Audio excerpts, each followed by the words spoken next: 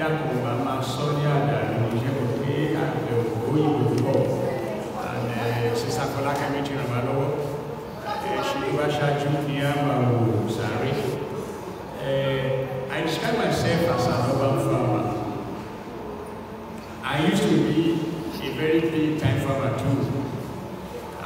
In May 2017, I was awarded the best cassava farmer in Nigeria. I have about 1,000 hectares of mechanized cassava farm.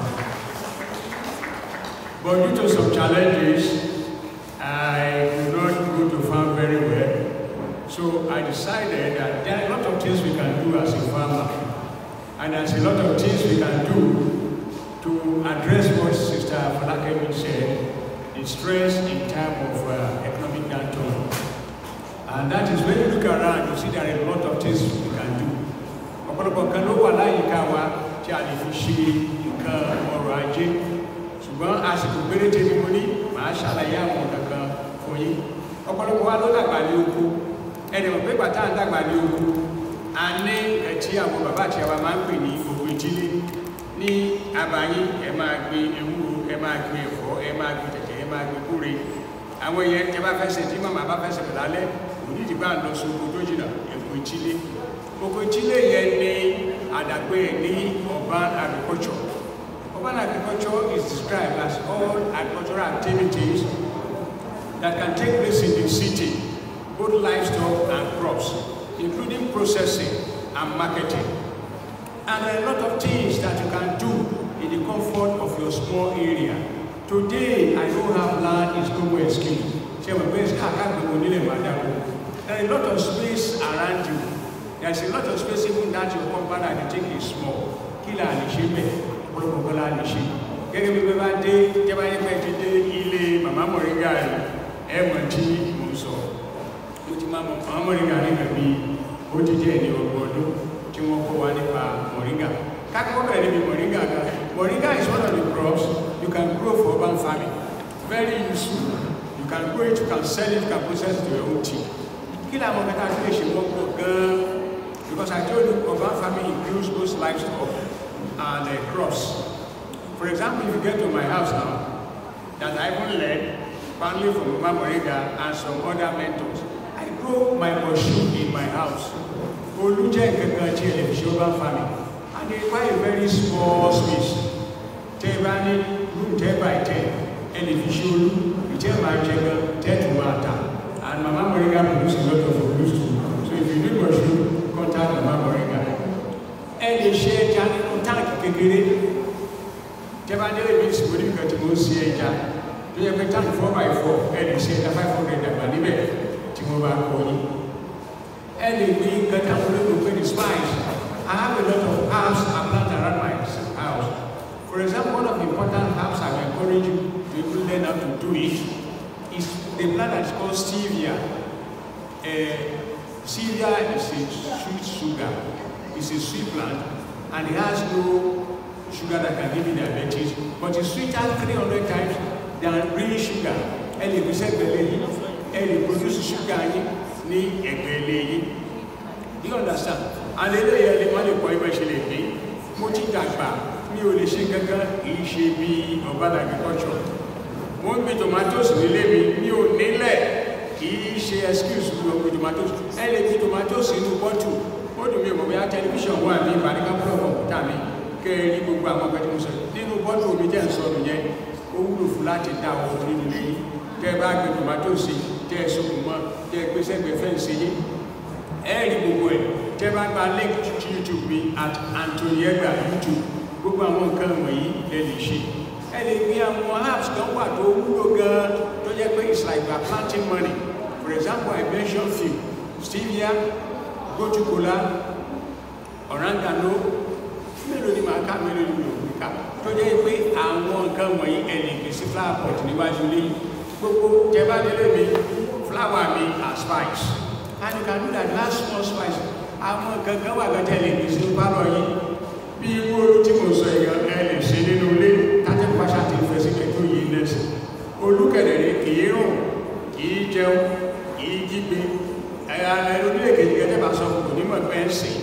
omi kéékèèké tẹ́ bá ti wọ́n sí yóò mọ̀ dàgbà owó dẹ̀ ní tẹ́ bá wo gram for grammage olúwọ́n ju ẹja àti ẹran lọ ó dẹ̀ wúlò fún ẹja àti ẹran lọ ṣùgbọ́n tẹ́ bá lo 600 naira 500 naira ó tó rú ẹ̀fọ́ jẹ ẹ̀fọ́ yìí náà ẹ lè gbé lẹ́sẹ̀ lẹ́yìn and again what is called in urban agriculture is beyond planting alone ẹni process kò sí tẹ́ ẹ̀ lè ṣe for example nísìnyí ẹ má yẹ kí pé níjà kankan yóò dá yín nínú bóyá ọwọ́ ni bóyá ẹsẹ̀ ni bóyá ojú ni kò sí tí ẹ lè ṣe tí bá ti pẹ́ pẹ́ lè ṣe tí bá dẹ̀ ti pẹ́ pẹ́ lè ṣe ni kó dẹ̀ sí èjì tẹ́ wà tẹ́ lè ṣe ní tí ó mú kí bàbá Mọ̀ríngà ṣe máa ta kébé ní èjì kí ló ṣe mi ọmọ kékeré tí mo ti pọ̀ ọmọdún mẹ́rin tí mi ò lè máa gbé bọ́dì mi tí mo kàn bá challenge torí àsìkò mo fẹ́ àádùráyè láti sọ̀rọ̀ ní ọ̀pọ̀lọpọ̀ nǹkan tẹ́ ẹ lè ṣe ẹ lè gbé ata nílé yìí ẹ lè gbé tomatoes nílé yìí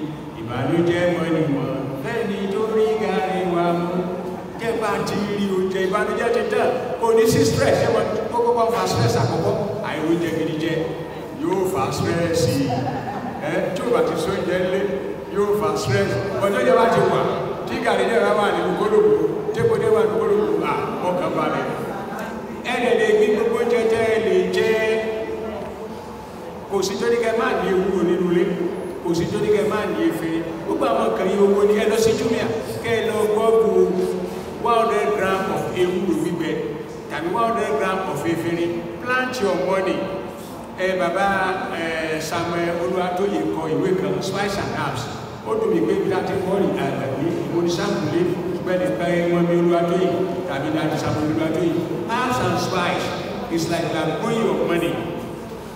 You see, you can produce your curry, you can do your turmeric. Ṣé àbùkù turmeric náà fi ṣe curry?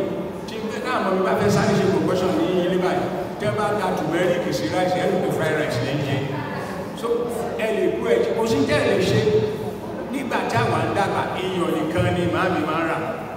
A ṣe lè fi tẹ̀ níṣe gan iyọ̀ àti epo nìkan ni mo máa ń rà torí mi ò tí ì ráyè ọ̀pẹ mi ò tí ì dàgbà.